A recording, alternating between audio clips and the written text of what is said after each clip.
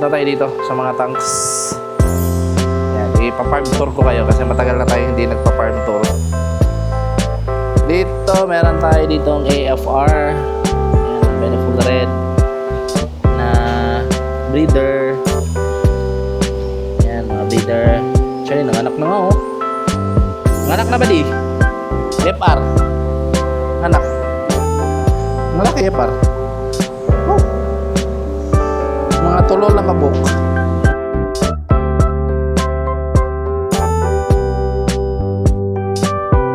Yo, what's up mga buddy? Vlog na naman tayo. Sobra yan, dong? Bradoy. So, today is shipping day mga buddy. And ayan na, tapos na na-pack. May buddy Roter. Yung buddy Jomari yung isda. So, ito na yung mga panalo nyo sa bid.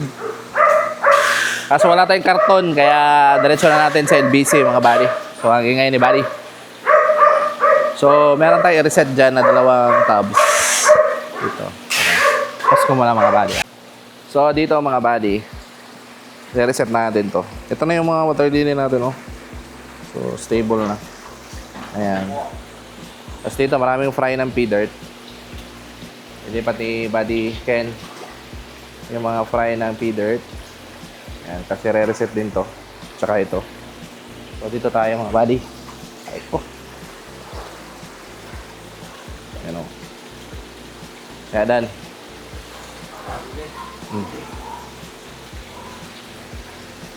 Ayan, so tigi-isa na silang water lily dyan.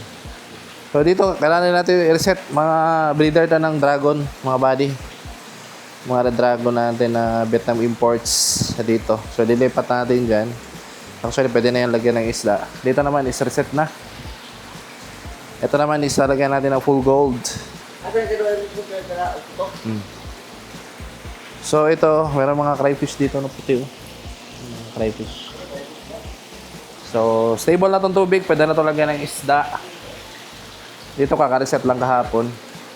Full gold yung laman dito. Ito, re-reset din to yung isa. So isa, dalawa, apat na lang yung tabs na i-reset natin. Tapos dito mga buddy is fully reset na dito ng mga tabs. Actually may mga isda na to dito. Meron tayo ditong Singa Blue. Pakita ko sa inyo. Ito ayaw. Dito mga fry ng Singa Blue, mga ribbon jeans to nandito. Tapos dito is mga non-ribbon. Yan, hindi nga lang visible kasi madilim. So around 200 yan mga buddy. And dito sa kabila din. Dito maglalagay tayo dito ng mga isda. Hindi ko pa alam kung ano ilalagay natin dito. Pero yan lahat is prepared na para sa panibagong isda na ilalagay. So mag-breed na lang siguro tayo dito ng mga singa. Yan, lipat yan eh. Ililipat yan isa-isa yung mga water lily natin. So ang daming fry dito ng P-Dirt na kailangan ilipat. Ayan. So ito na yung mga isda niya mga buddy. Isa natin ilalagay. So kuha tayo na. Ito siya. Dahil natin tayo mga buddy. So pupunta tayo LBC ngayon para i-deliver itong mga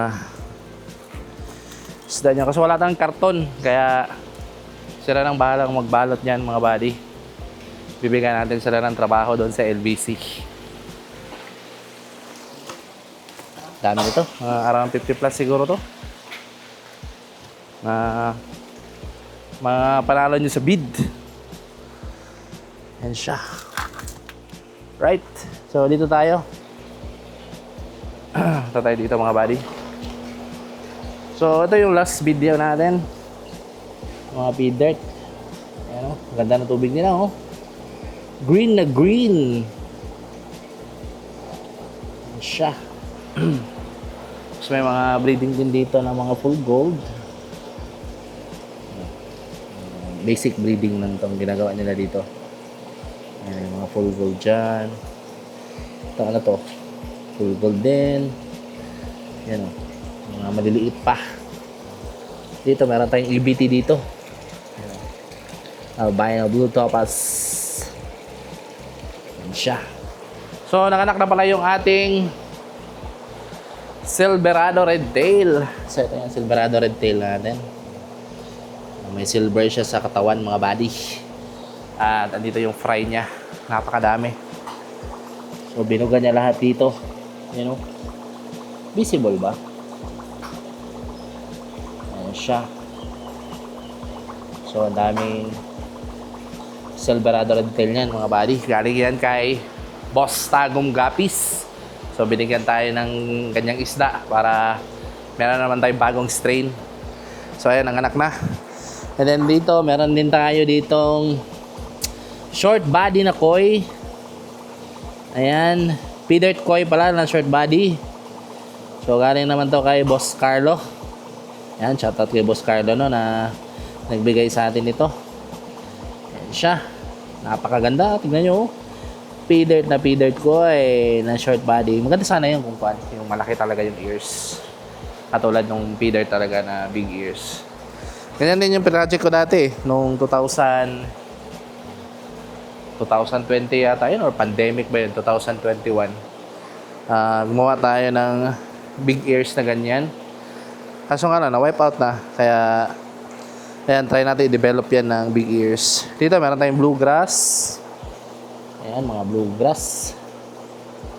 Na all 9 to, mga buddy. And then, meron ding mga ribbon jeans dito. I think, nanganak na. Meron na yata mga fry yan eh. Meron mga bluegrass na fry. Bluegrass na fry. Ayan, malalaki na nga yung iba oh. Ayan, malalaki na yung iba. Same as dito, malalaki na. So, malapit na ma-gender mga buddy. And then, may mangilang-ilang tayong EBT. Ayan. Ito, pwede pala ma-breed to. Female. Oh, may mga ma-breed na pala dito ng mga female. Mayroon dito mga juvenile size. Ito, mga fry ng Red Dragon. Ayan, Red Dragon yan, RDSS. Ayan, malaking tang to mga buddy. Ayan, 3, 4, 5.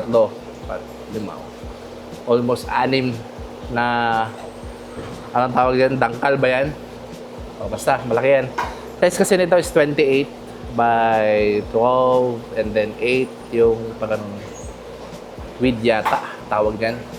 So, ayan lahat. RDSS, ayan. Meron tayo ditong albino spear tail na I think ilan na lang yung natira. Natamaan ng sakit. Ito is mga sobrang pabid. So, binalik na ni Buddy Jomari. Ano yan? HB Pastel. So, konti na yung nag-bid niyan. Akala niya marami yung nanalo sa bid. Kasi matagal natin nagawa yung mga listahan. Yung iba kasi di pa nagbayad, kaya matagal na lista. Pero tayo dito mga albino pea dirt. So, yung mga binibid niya na albino pea dirt. Andito yung mga breeder. Yan siya. So, may mga manginang breeder tayo dito. Meron tayong full gold na ribbon. Ayan o, full gold ribbon. Ayan, wala. Ubusan na tayo ng pang-bid niyan. So, mag-breed muna tayo ng marami. Ayan, abang-abang lang kayo dyan. May mga feeder tayo. Nung last time na binidyoan natin, nandyan yung feeder. So, bala ko ilipat yan sa cement pan, mga buddy. Pero, tignan muna natin. So, may namatay dito na HB Red. Tamaan yata ito ng white spot. And, ginamot natin itong 4 na tubs. Kasi hindi sila sanay dito na tubs. Hindi ko lang alam kung bakit. Pero yung iba naman is okay naman, mga buddy. Hindi naman natamaan.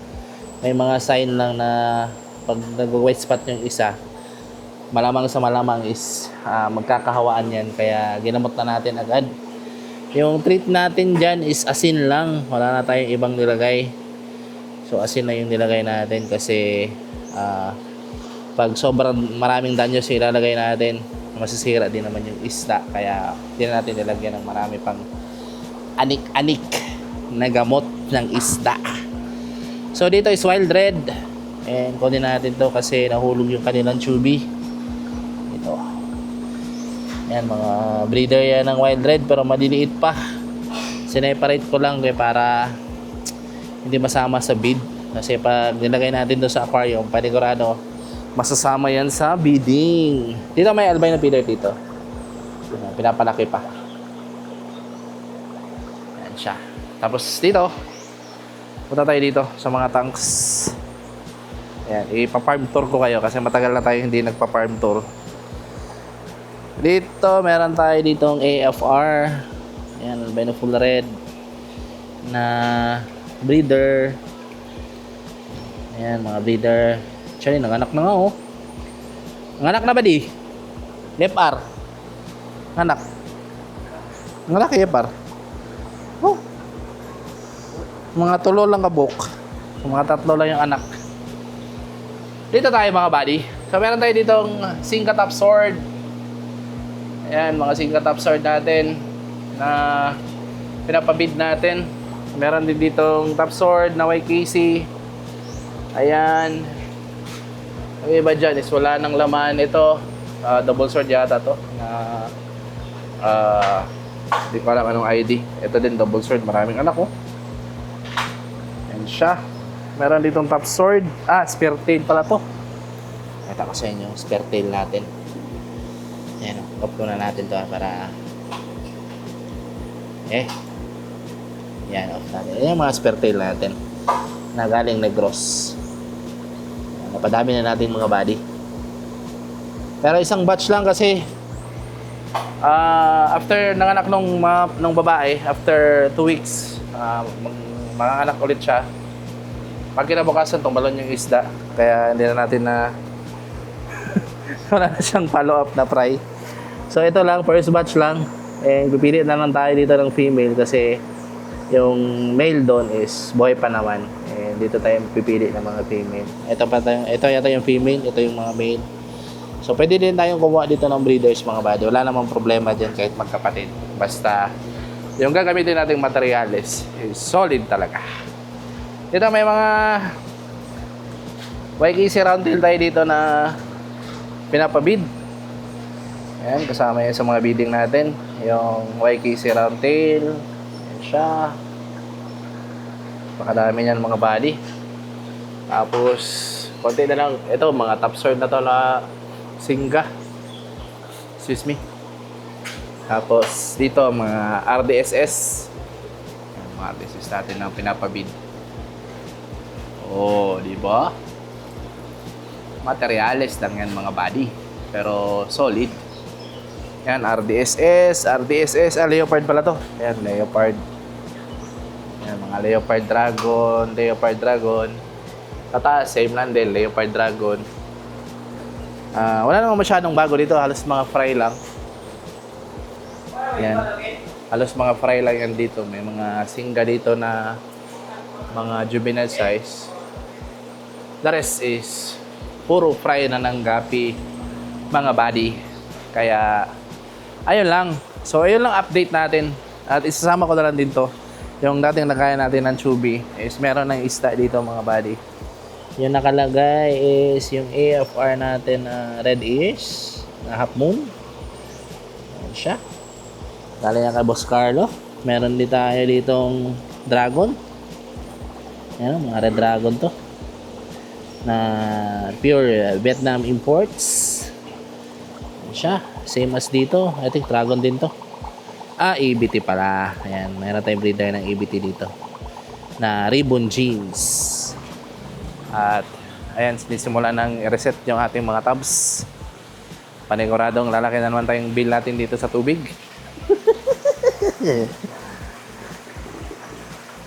Ayan lang mga buddy. So, kita-kita tayo sa susunod na video kasi magpapaship pa tayo ng isda. Pupunta tayong LBC. Kasi wala tayong karton. Ayan, kailangan natin i-pack to ng mabilis para hindi tayo maabutan ng cut-off ng 2 PM. Kasi 2 PM yung cut-off sa LBC. Kukunin na yung isda.